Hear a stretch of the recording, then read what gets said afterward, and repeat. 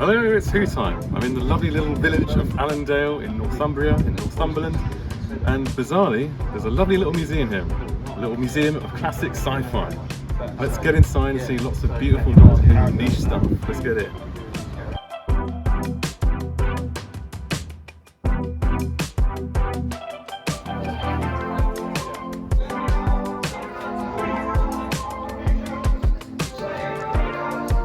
Just before we go in, I should explain that my visit to Allendale was twofold. One, to meet my chums Phil and Hal and collect a Tetrap costume off them. More on that story later. But of course to visit the Museum of Classic Sci-Fi with its delightful niche Doctor Who treasures. Stick around for an interview with the lovely Neil Cole, the founder of the museum. That'll be a bit later in the video. Right, entering through the inner door, we are greeted with some terrifying exhibits from other sci-fi franchises, shows and films. There's Robbie the Robot from Forbidden Planet. Okay, that's a modern take on an Ice Lord from Doctor Who, but more on that later. You can see the mask from Hollow Man, the early 2000s film with Kevin Bacon there. Props from Planet of the Apes, both the original and 2001 versions. Sorry, I can't mention everything as there's so much. Stuff from Buck Rogers, the Dune TV series, Starship Troopers. Props from both Star Trek Deep Space Nine and Next Generation. Then opposite that is some Alien and Predator gear. I'm a big fan of these franchises, so I was thrilled to see these. Plus a claw prop piece from The Thing.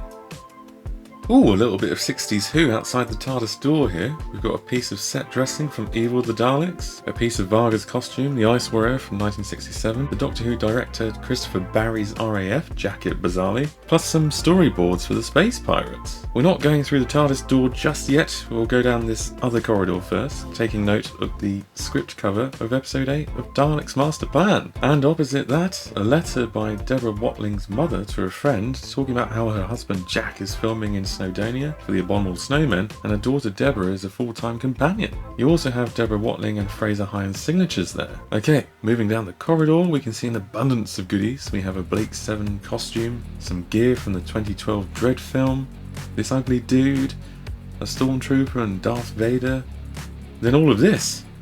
Some of this I don't know about, but there's some Battlestar Galactica, stuff from that Thunderbirds movie, even Marvel props, including part of Thor's costume from Avengers and Venom from Spider-Man 3. If you want to scrutinise these pieces in greater detail, you'll just have to visit. As now we're going back to Doctor Who. We're going through those TARDIS doors at last. Now I'm in my element. My goodness, where to start? Your eyes are just drawn everywhere. I'll highlight the items that interested me the most, i.e. the monsters. Starting at the top, we have a neck and foot piece of the original Silurian 1970 costume, the latex preserved using resin. Wow. Then we've got an Exelon head from Death of the Daleks, a Solonian helmet from the Mutants, pieces of the Axon monster from the Claws of Axos, and my goodness, an original Sea Devil arm. We've got 2 skirt from Robots of Death, the Galsec rifle from the Sontaran experiment, the ones the humans use, with lovely artwork above by Andrew Skeletor. Moving further down, we can see costumes in the background from the Brain of Morbius and Deadly Assassin, and a bit lower down at the foreground we can see some lovely monster heads, including a Mandrill from Nightmare of Eden. I love it, plus a robot mummy or a siren servitor head from Pyramids of Mars. Incredible. Looking at the back again, we can see costumes from Creature from the Pit, Nightmare of Eden, the Horns of Nimon, and oh my goodness, an Argolin. As a big fan of the Leisure Hive, this is a delight. Go check out my review defending it. Further round, we have more Season 18 pieces. A Gundan Warrior from Warrior's Gate, Traken Foster's costume from the Stones of Blood, other pieces from State of Decay, Meglos as well. Plus below is the Time Lord's trusty dog, K9. Going round the corner, we now enter the 5th Doctor era. We've got the Earthshock Trooper helmet, always love the design of this. Some pieces from Snake Dance, Enlightenment and Ford Doomsday, including Obankan Feet. There's a Trooper rifle from Earthshock as well. Turning around, we're jumping back to seasons 15 and 16 with pieces from the Invasion of Time, Sunmakers, Underworld, the Ribos Operation, Pirate Planet. Oh my god, a Shriven's foot. I never thought I'd see that. Okay, now we're on to bigger things, for monsters. Look, it's a Plasmaton from the infamous Time Flight. And a Pteroleptil from The Visitation, a great story. And if we look down below, we even have the original animatronic Pteroleptil leader mask. Amazing. Next to these guys, we have the Garm, the giant dog dude from Terminus. He's missing his arms as they apparently haven't survived too well and basically disintegrated. Otherwise, he's looking in great shape. Next to him is a very complete looking Mestor from the Twin Dilemma, including a mould for the Mestor mask and for the actor who played him. Alongside is a Cyber Scout from Attack of the Cybermen, very nice, and also, appropriately, a Cryon. This costume actually looks better in person than on screen. Behind her is Paul Darrow's costume from Timelash. Then we have a load of gear from the beloved Vengeance on Varos, including the Governor's costume and Syl's cowl, worn by Nabil Shaban, of course. Hopping back to opposite the Garm, we have the Valguard's chest armour from Terminus as well, a piece of clothing from Resurrection of the Daleks as well, and I think that's the Garm's hand, but it has no labelling there. Next to that we've got Revelation of the Daleks representation, with a Renegade Dalek of course, and a Tranquil Repose Guard. I think that's some pterodactyl skin at the back there. Ooh, and look, there's the baby T-Rex specimen in a jar from Mark of the Rani. Adjacent to the Dalek, we have some costumes from Resurrection of the Daleks, including the Dalek Trooper costume with gun. Lovely. Continuing down the corridor, we have half an 80s Cyberman suit on the right from Earthshock and 5 Doctors. To the left, we have 3 lovely costumes from Terror the Vervoids, a Mogarian plus Hyperion 3 officer and guard costumes. There are some other clothing pieces next to these, but I got distracted by what's round the corner. Broton the Zygon, lovingly restored by Mike Tucker. Previously at the Doctor Who Experience, it's now here. A beauty. Next to him, we have a caretaker costume from the much deservedly maligned Paradise Towers. Check out my harsh review on that. On the other side of Broton, we have, surprisingly, a Shimmeron costume and a Shimmeron baby prop. The costume is original, but the mask was done by Neil Cole, the museum curator. It's actually much better than the original one. And of course, you spotted the lovely 80s Cyberman heads next to them. Turning around, we have some more Season 24 and Season 25 delights, including the melting cane head and hands from the original Blackpool exhibition, not the on-screen prop, as that was melted, as you saw. Then we got a jacket from the Happiness Patrol, a robot clown from The Greatest Show in the Galaxy, a dragon hand from Dragonfire, Urak the Tetrap's hand, plus a hanging Tetrap prop used on screen as well. Further to the right is a Dalek hem from Remembrance of the Daleks, and below is a drone mask from the Happiness Patrol. Turning around to another display case, we have some Season 26 goodness, including the Destroyer, his head and hand, an awesome design. Next to these is a Hemivore concept design for the Curse of Fenric. It was deemed too scary, and this bust resided at John Nathan Turner's abode for a long time. Behind both of these is a futuristic train model as seen in the best forgotten 30th anniversary special, Dimensions in Time. Swiftly moving on to our epic final display, we have 2 wonderful Season 26 monsters wonderfully restored. A Hemivore from Curse of Fenric with original prop mask and hand, and a cheetah person costume from Survival with sculpted mask, and then the costume itself is original. These are just a gorgeous way to end the museum. Tremendous stuff. After that wonderful experience, it was time to collect and break out my Tetrap costume that's been 2 years in the making. Why so long? Legendary chaps Phil and Hal I was with have been busy making actual stuff for Doctor Who, for actual Doctor Who. More on that another time though. Hal put on a Silurian costume that they've been making for commissions, and we did a little photo shoot outside the museum. Both costumes are just superb. It's like they just walked off the set. The attention to detail, to the on-screen counterparts, and the engineering so it fits the wearer comfortably is just on point. I was absolutely thrilled with my Tetrap. Absolutely worth the wait, and I can't wait to break it out at a convention, and possibly just chilling in the house in it over the winter. Maybe necessary given the energy bills.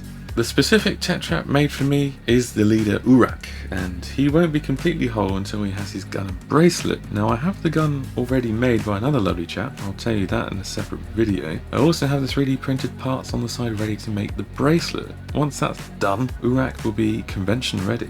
A big thanks to Phil and Hal. If you want to see more of their work, go and check out their Instagrams. Phil's is www.instagram.com/Phil's_sculpture, and Hal's Instagram is www.instagram.com/unearthly.props_. Go and follow these lovely chaps, they're incredibly talented. Okay, now it's time for the interview with Neil Cole. Let's go.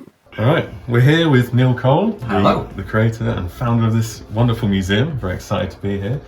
Nice to meet you, Neil. Nice to meet you, Andrew. We'll kick off with a nice little easy question. How did you get into Doctor Who?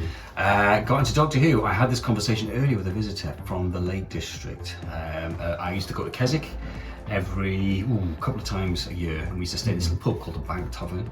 And my dad was playing darts one night, and the Green Death was on in the bar. Very This nice. was before the bar opened. Dude. It was, we were having tea, Green Death, and thereafter it was a fixture. Wow. Fixture. Yeah. That's a really strong memory. I don't really have a Maggots. first memory. And then I remember season 12. I remember Phil Hal, and I loved John Pertwee's last year, and the Weetabix cards helped with it. The two together, and getting my first Target book, visiting Blackpool, all just nicely dovetailed into a complete obsession. I think it's safe to say. Yeah, no, a man of great taste. So obviously, well, it's probably quite obvious, but who's your favourite Doctor then? I actually used to always say joint Tom Baker, John Pertwee, but I think now the one I like is probably, if I'm going to say favourite, I like John Pertwee. I think this is another. Baker's first 3 years are almost impeccable, but he just dips a bit, I think. And I think Pertwee's consistent throughout, and I love Pertwee's Doctor. I'm not saying his stories are necessary, you know what I mean? I'm not saying his stories are better. It's a very consistent era. But it's a consistent era. Pertwee's got, I met him before he died, very strong presence. And so is Baker, hardly difficult. But I think if Tom had been Tom of the first 3 Hinchcliffe years, he would have been the man. But I think I've just watched Creature from the Pit and stuff like this, and it just gets a little bit, just a little bit. Do you know what I mean? Yeah, no, I love it. I still love it. I like love silly that Tom season. Baker. Yeah, I do too. But it's just a little bit But I understand blowing down giant appendages and stuff like that. Well, let's talk about the museum itself. I've got to ask, yes. It's beautiful. We've looked round, and Thank you. I'm really a big fan of pterodactyl, and I love it's just yeah. fantastic. So I've just got to ask, how did this come about, and why did you set up a museum? Well, going right back to the early 70s, mid 70s, 75, I didn't have I had a fairly modest childhood, should we say. We didn't go on many holidays. So I went to Blackpool on a weekend away, and my dad it was a bright summer's day, and my dad took me to the Blackpool exhibition. By that point I was into Doctor Who, so it was 75, 76 I went. And that experience of going from a bright summer's day down into this colourful lit, radiophonic sound Dalek at the top of the stairs. It was just, it really did. It was that blurring of fact and fiction. It was like, these are the real props. And in a way it's never been done. Doctor Who's one of the few things that's kept putting original items out in the public domain. I think probably some of the film companies are doing it a bit more now, but nothing like Doctor Who, where you have that regular, you knew you could go and see what you just watched on the telly.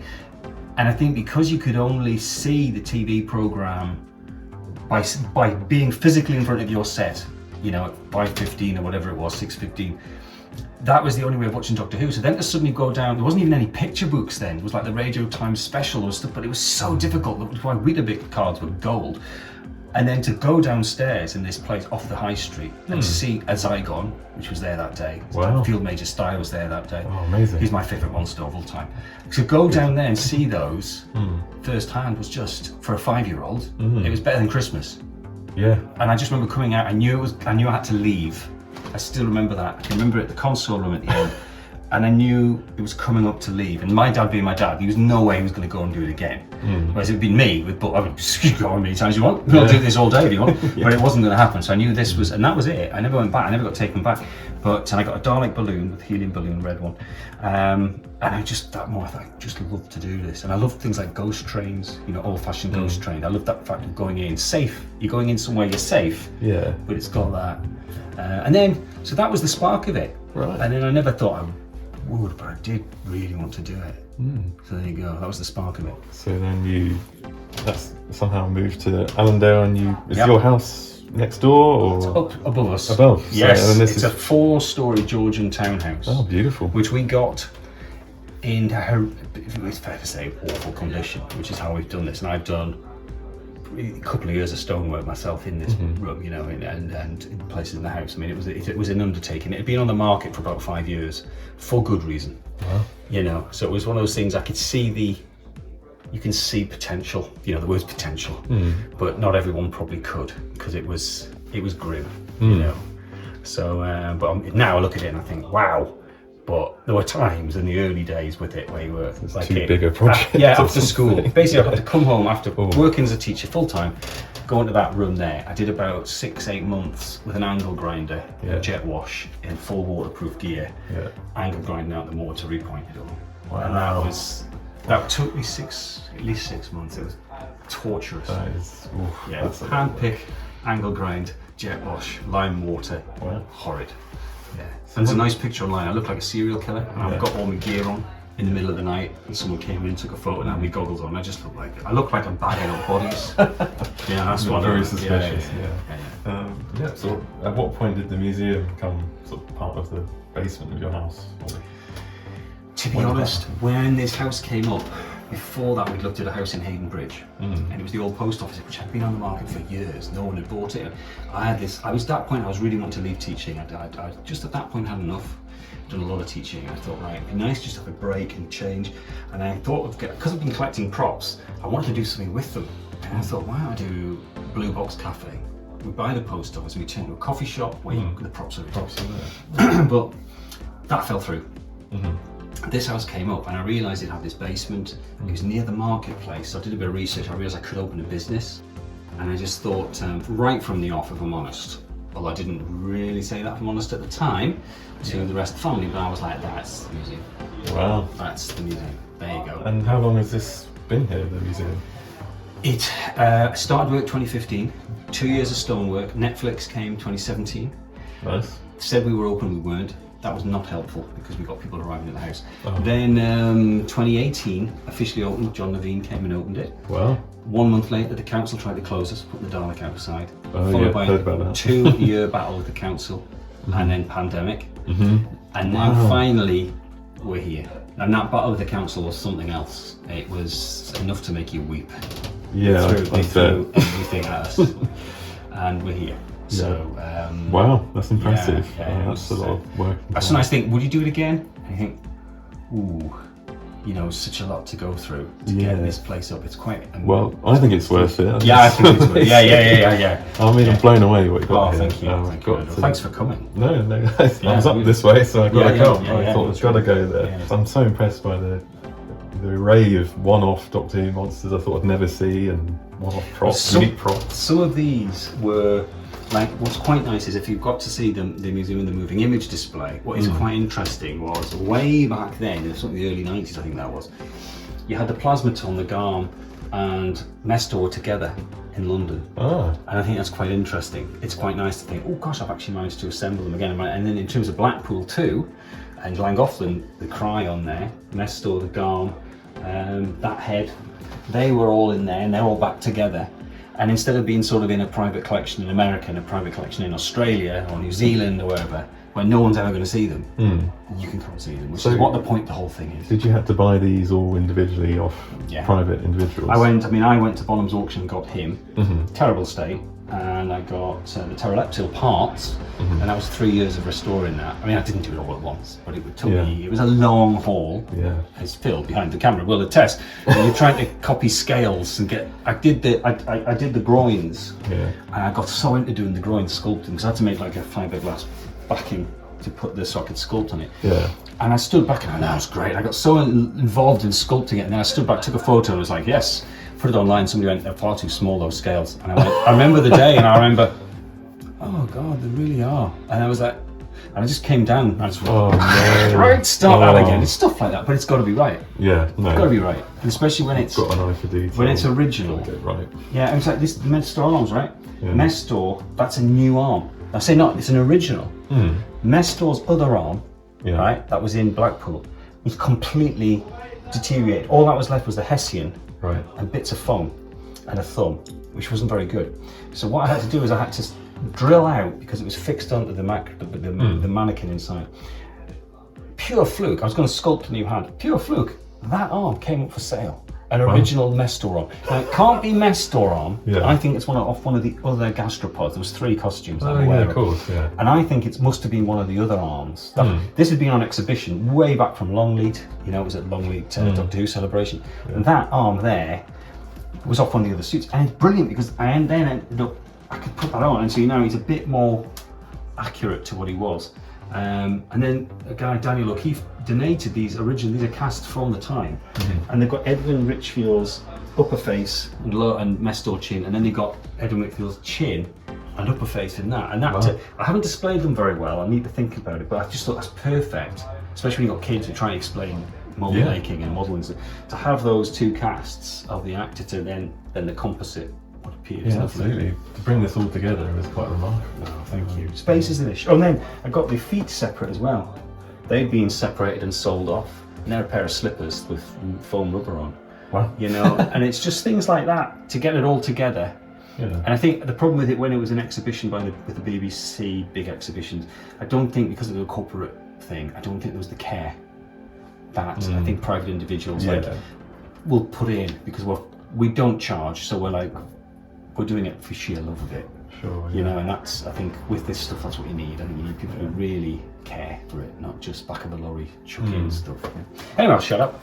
No, it's all really interesting stuff. It could be here for hours. Well, I've got to say the pterodactyl, it's lovely to see a full pterodactyl and the leader's head. That is wonderful. What is your favourite piece in this museum, do you think? That's probably mine. I'm very fond of that, because that was the pterodactyl. I loved the visitation. And my mum, who died years ago, I remember we watched the episode, my mum took me down the river in Corbridge, and it was very like the setting, and I was imagining pterodactyls in the woods. I just thought it was a great story. I love it still. Yeah. I'm very fond of that, and that's been the most amount of work I've done on anything. Wow. So I'm very fond of that. I love having the Cyber Scout. That's an original, and it was in Earthshock, 5 Doctors. Then it's silver in Attack, and then for the last recording block, spray black. Oh, wow. So I'm very fond of that. The other piece is my favourite story, Sontaran Experiment, and that Galsec gun. Oh yes, yeah. I think it's not the most spectacular looking thing. Why I think it was overlooked by collectors initially was that it had lost its plastic lampshade at the front, which really does give it an extra feature. It was just detailed, but it was then reused for Callie's gun in Time Squad, I think it was. So it's quite interesting. I'm very fond of that. It's difficult because I love monsters, you see. Yeah. So to be honest, when I saw them, I have to say, because I can't afford massive amounts of money for these things, I've had donations and all sorts of things. So funnily enough, everyone was excited when I got the pyramids of Mars Head, which was an amazing find. That was from the milkman, the son of the milkman who was given it. The BBC's milkman was given it in the 70s. Wow. To take home for his son. His son kept it and passed it on here. Oh, I have PVA'd that actually, which people be surprised at. Wow. Just because I just thought let's get a coating on it, just to seal that fabric a bit. What's inside the fiberglass shell? Oh. If you imagine the servant of Sutekh head, it's that, but not black. Unpainted fiberglass, and that's the structure. So it's as simple as that. So basically, this deal has been like coming on to me big time. You know, it's worth this, it's worth that. It's like, no, it's not for sale. The condition is not for sale. It's for the museum. It's on loan. So how much of these props is yours, and how much is on loan? It's all mine now, except for Zygon. Mike Tucker contacted me amazingly, and he loaned. That's on loan. Saw that on Doctor Who Experience. And he's on. And that's Colin Mapson actually did most of the work on that. And Colin and I was uncredited working on the original Zygon costumes. So that was really nice. I think he did it. But that's a fantastic piece. I'd love it. Mike, if you're watching this, let him live here for a bit. No, but that's at some point going to have to go back. I've got bits to put in. It's one of those things. The mandrel head I got terribly excited about because I remember a 9-year-old watching that, and I had no idea when you were 9. I had no idea it was crap. It's like one of those great crap stories. I had no idea that was crap at all, and I don't view it as that. To me, it's a mandrel. It came from Steve Camden, so it was he'd rescued it off set and repaired it on the time. So it's got fiberglass backing in, which is great because that's what I would have done with. And then I have that. I've actually coated the front with I just used PVA for that, so nice and simple because it looked quite delicate. So I didn't want to use resin, which I normally do, so I just kept it. It's fine, it's not too bad. Compared to some of the stuff I get. No, I thought this would be shreds by now. I actually swapped Ichthar's chest, which I'd got, the original chest. Yeah. It was tough, it was a straight swap. And I'd probably make the same swap as well. I just think for me, a mandrel head, Ichthar's chest